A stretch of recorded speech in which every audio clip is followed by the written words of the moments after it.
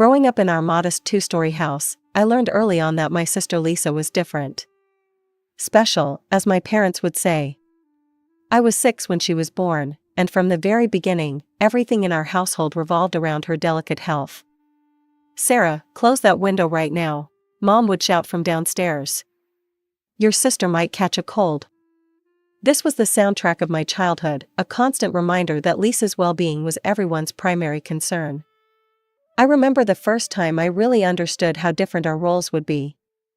I was 12, and Lisa had just started elementary school. She came home one day with a runny nose, nothing serious, but you'd think she had pneumonia from how my parents reacted. "This is your fault, Sarah," Dad's words cut through me like a knife. "You must have left the door open too long when you went to school this morning." I wanted to argue that Lisa had probably caught it from one of her classmates, like any normal kid would, but I knew better than to speak up. Instead, I just nodded and accepted my punishment of being grounded for the weekend. That same year, Mom started delegating household chores. While other kids my age were playing after school, I was learning how to properly dust furniture, vacuum carpets, and even do laundry. "But Mom, why doesn't Lisa have to help?" I asked one day, watching my sister sprawled on the couch watching TV while I folded what felt like mountains of clothes. Mom's response was quick and sharp. "Your sister has a weak immune system, Sarah. The doctors say she shouldn't overexert herself. Besides, you're so good at these things already." That became the pattern of our lives. If something needed doing, I did it. If something went wrong, it was my fault. When Lisa got a D in math in 4th grade, Dad grounded me for a week because I should have helped her study better. When she broke Mom's favorite coffee mug, somehow it was because I should have been watching her more carefully.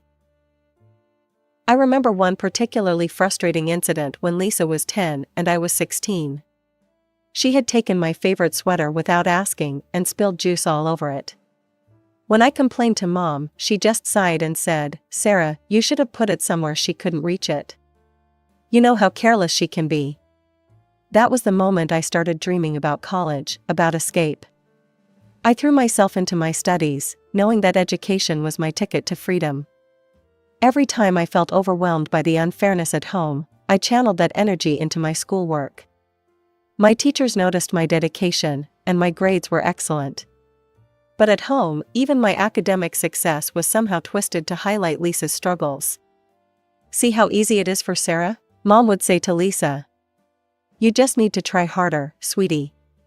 But Lisa never had to try harder, because there were always excuses ready for why she couldn't succeed, and I was always there to pick up her slack. The day I graduated high school, everything changed.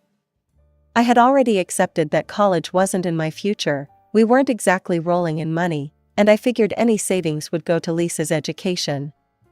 I'd been looking at job listings, planning to work at the local diner while taking some community college classes on the side. That evening, after all the graduation ceremonies were done, Mom and Dad called me into the living room.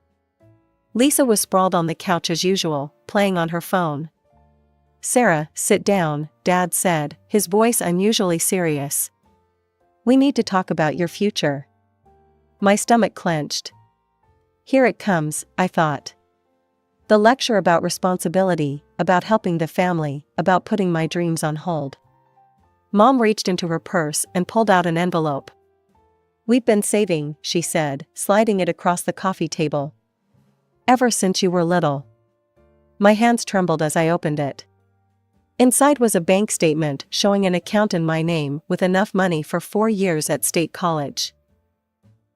But I thought. I stammered, looking between them and the paper in my hands. "We can see how well you're doing," Mom explained, glancing briefly at Lisa, who was pretending not to listen. "And Lisa, well, college might not be in her future. We thought this money would be better spent on you." I was speechless. For the first time in my life, I was getting something that Lisa wasn't. It felt strange, almost wrong after all these years. "But," Dad added, his tone growing stern, "we need you to promise us something." He leaned forward, his elbows on his knees. "When you finish college and get a good job, you'll help the family. Don't forget about your sister." Of course, I said quickly, still stunned by this turn of events.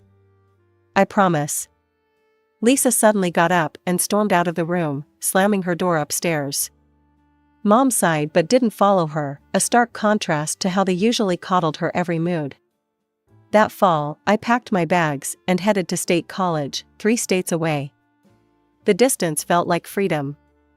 For the first time in my life, I could open windows without worrying about anyone catching a cold. I could study without being interrupted to help with chores or watch Lisa. 2 months before graduation, I received an offer I couldn't refuse, a position at Anderson & Global, one of the most prestigious firms in the city. The salary was excellent, and the opportunity was too good to pass up. When I told my parents, they were surprisingly understanding about me not coming back home. I found a decent apartment not far from the office and settled into my new life. I kept in regular contact with my family, calling them every weekend. Our conversations usually centered around Lisa, how she was still finding herself after high school, not working, not in college, just existing. But for the first time in my life, I wasn't responsible for fixing that situation.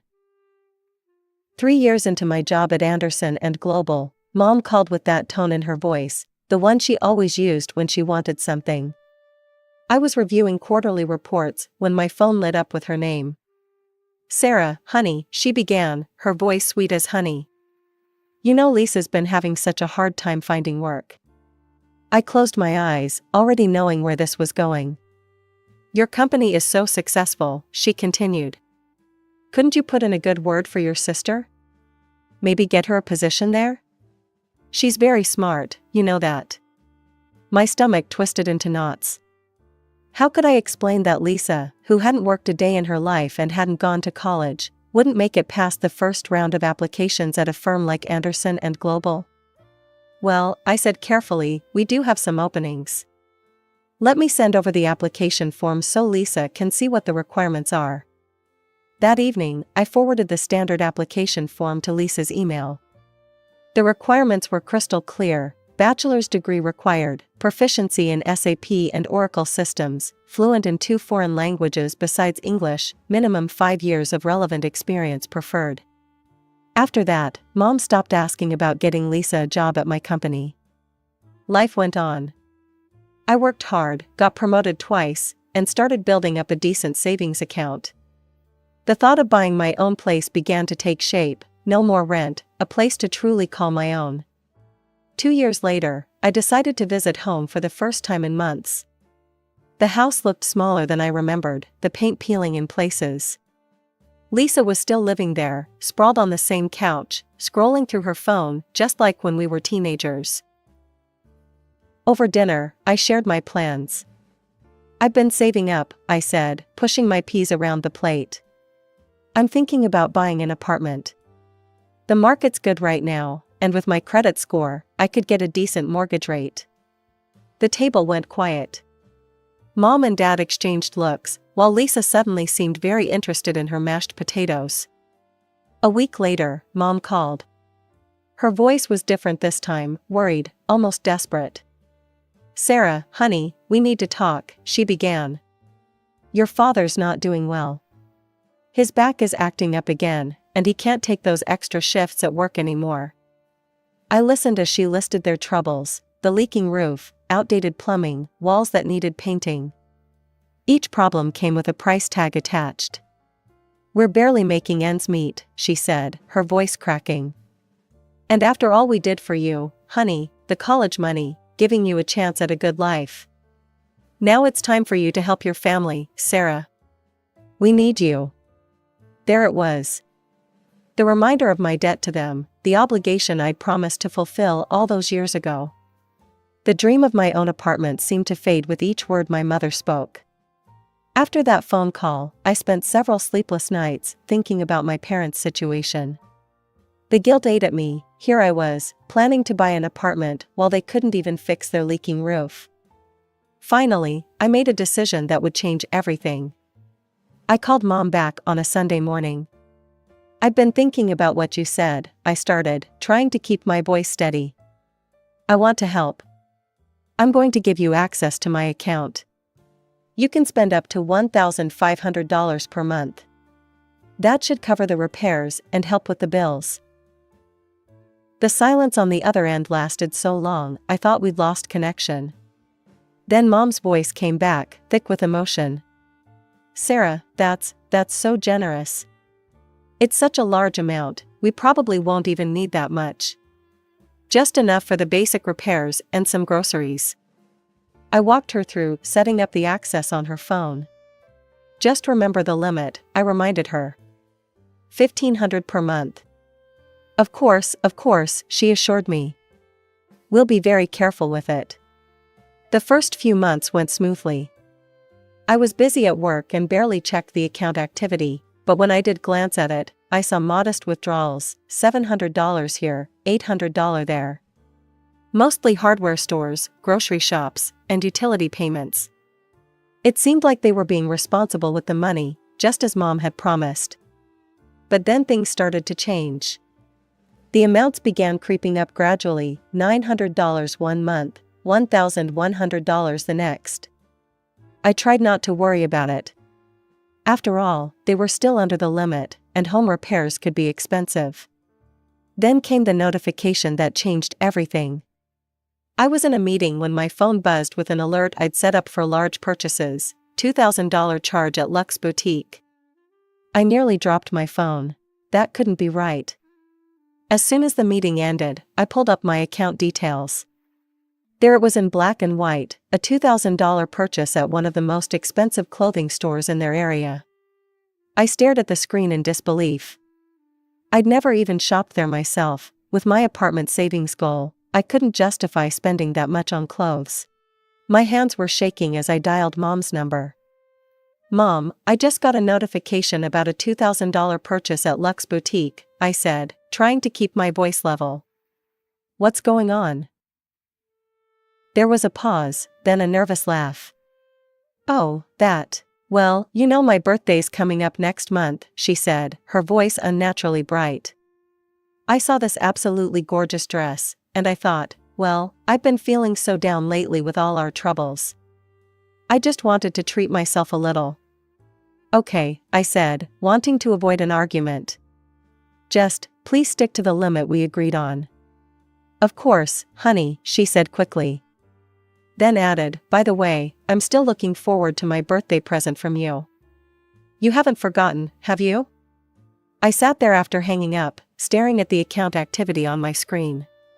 Something didn't feel right, but I couldn't put my finger on exactly what. This wasn't just about a dress, this was about something else, something I wasn't seeing yet. From here I started checking my account more regularly, setting up detailed transaction alerts on my phone. What I saw made my stomach churn.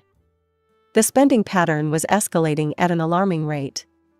Mom had blown past the $1,500 limit like it didn't exist. One month it was $2,000, then $2,500, and before I knew it, some months were hitting $4,000. My savings account, which I'd been nurturing for years with dreams of my own home, was shrinking instead of growing. One evening, after seeing yet another large transaction, I pulled up my account on my laptop and created a spreadsheet. The numbers were right there in black and white. In just a few months, they'd spent more than I had in an entire year. My own monthly expenses were modest: rent, utilities, groceries, and the occasional dinner out with colleagues. I drove a used car, bought my clothes on sale, and packed my lunch most days. Meanwhile, my parents were supposedly spending thousands on what exactly? I decided it was time for a visit. I needed to see these home improvements for myself. "Mom," I said when I called her. "I'm thinking of coming home next weekend. It'll be nice to celebrate your birthday in person, and I'd love to see that dress you bought. Plus, you can show me all the repairs you've done to the house." There was a long pause on the other end of the line. When Mom finally spoke, her voice had an edge I'd never heard before. "Oh no, honey, don't come," she said quickly. "I'm not really celebrating my birthday this year. I'm not feeling up to it. But Mom, I haven't been home in months, and I'd really like to see." "No," she cut me off sharply, then immediately softened her tone. It's just not a good time, Sarah. But you can send my birthday gift by mail if you'd like. That call set off every alarm bell in my head. I spent the entire night going through 6 months of bank statements, line by line. The more I looked, the less sense it made.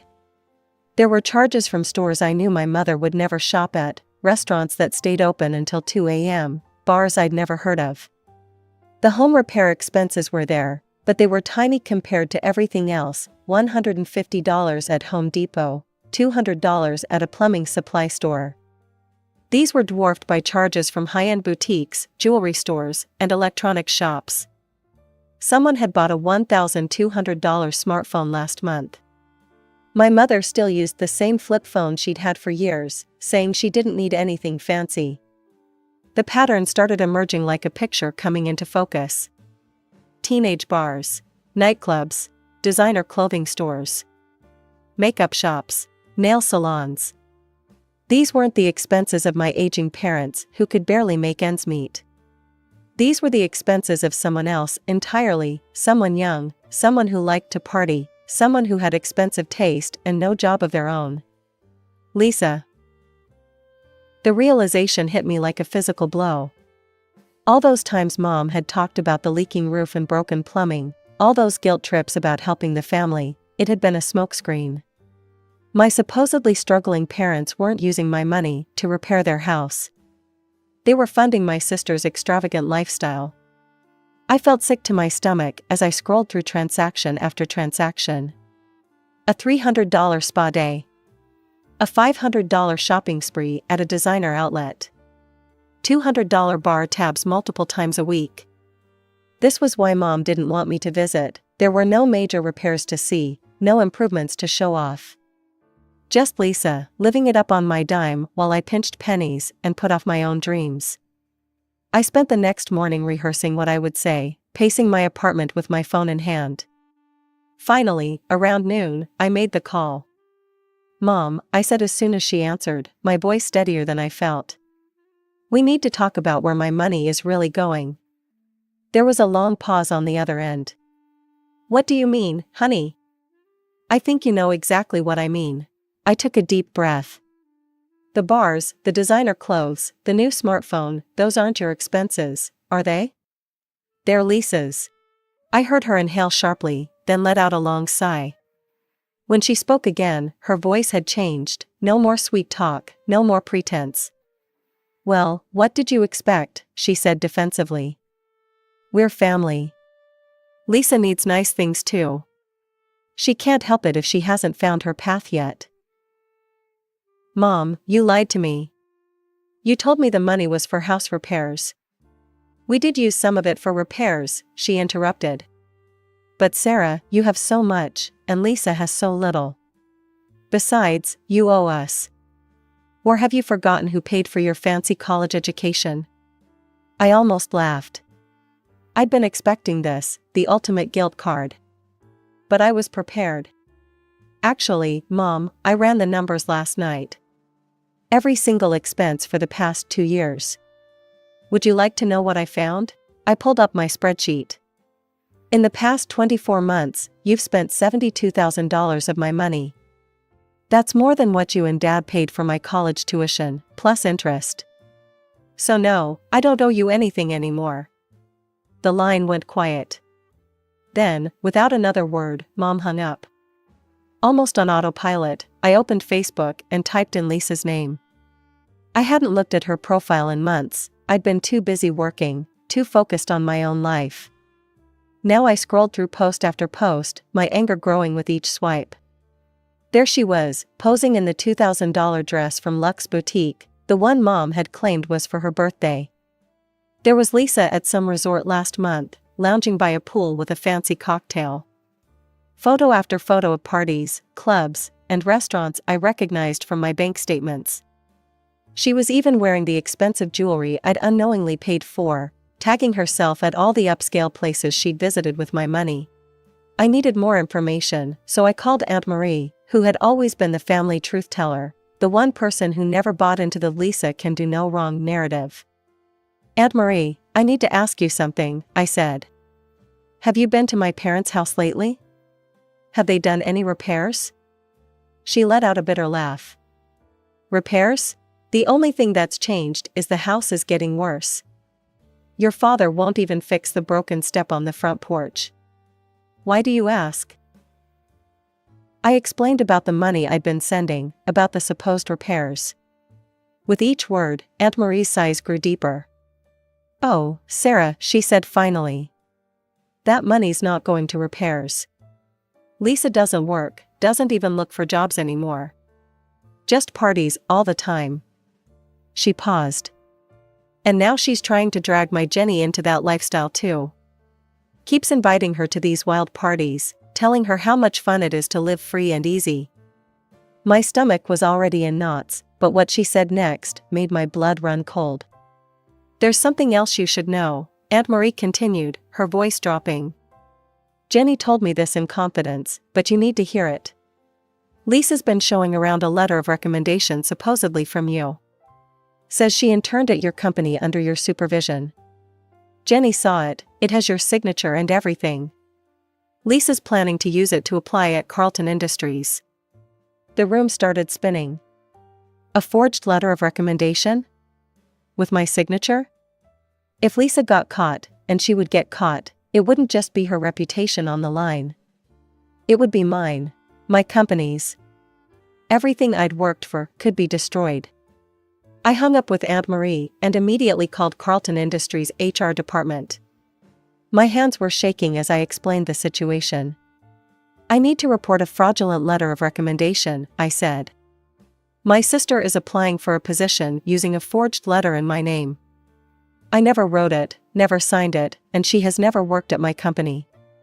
I thought that would be the end of it. I was wrong. 2 days later, my phone exploded with calls from my parents. When I finally answered, Mom's screaming voice nearly burst my eardrums. How dare you sabotage your sister's career, she shrieked. She was about to get that job at Carlton Industries. Mom, she forged my signature. She was finally trying to make something of herself. Mom continued as if I hadn't spoken. And you ruined it. You've always been jealous of her. I heard shuffling, then Dad's voice came on the line, angrier than I'd ever heard him. Lisa's been crying for 2 days straight because of you, he growled. Is that what you wanted? To hurt your sister? Well, congratulations. You're no daughter of mine. Consider yourself disowned. Dad, she committed fraud. If you ever want us to forgive you, he cut me off, his voice cold and calculating, you'll need to start sending us more money. Much more than before. Maybe then, someday, we might consider forgiving you for what you've done to your sister. My father's words were the last straw. Years of manipulation, guilt, and unfairness crashed over me in that moment, and suddenly everything became crystal clear. No, I said firmly into the phone. I don't owe you anything anymore. I helped you selflessly, and you lied to me. If you need money so badly now, why don't you ask Lisa to help? She's the one you've been spending all that money on anyway. Before they could respond, I hung up. With shaking hands, I opened my banking app and permanently revoked my mother's access to my account. As I pressed the confirm button, I felt a weight lift from my shoulders, and a new one settle in my stomach. I knew what was coming. The call started the next morning. How could you do this to us? Mom's voice screeched through my voicemail. After everything we've done for you. You selfish bitch, Lisa's message followed. You think you're so much better than everyone else with your fancy job and your perfect life. I deleted the messages without listening to the end. But they kept coming, day after day. Text messages, voicemails, emails, all filled with insults, guilt trips, and demands to restore their access to my money. Each one more desperate and angry than the last. I blocked their numbers, but they started calling from different phones. I blocked those too. A week into the barrage, Aunt Marie called. Sarah, honey, she said gently. I wanted to warn you, your parents are calling everyone in the family. They're telling everyone what a terrible daughter you are, how you abandoned them in their time of need. She paused. I know the truth, and so does Jenny. We've tried telling them they're wrong, but they won't listen. I just wanted you to know what they're doing. That was 3 months ago. Now, my life has settled into a new normal. My savings account is growing again. It's amazing how quickly money accumulates when it's not being drained by others. I've started seriously looking at apartments, going to viewings on weekends. Last week, I even met with a mortgage advisor. The calls have mostly stopped, though I still get the occasional message from a new number. I delete them without reading them now. Sometimes I wonder about my parents, if Dad's back is really getting worse, if Mom is still covering for Lisa's excesses. I wonder if Lisa ever tried to forge anyone else's signature, or if she's still living the high life on someone else's dime. But mostly, I focus on my own life. I work, I save, I spend time with friends who value me for who I am, not what I can give them. I'm learning to stop feeling guilty for taking care of myself first. Will I ever speak to my family again? I honestly don't know. Maybe someday things will be different. Maybe someday they'll understand what they did wrong, or I'll find it in my heart to forgive them even if they don't. But for now, I'm focused on building the life I want, one that isn't weighed down by guilt, obligation, or other people's expectations.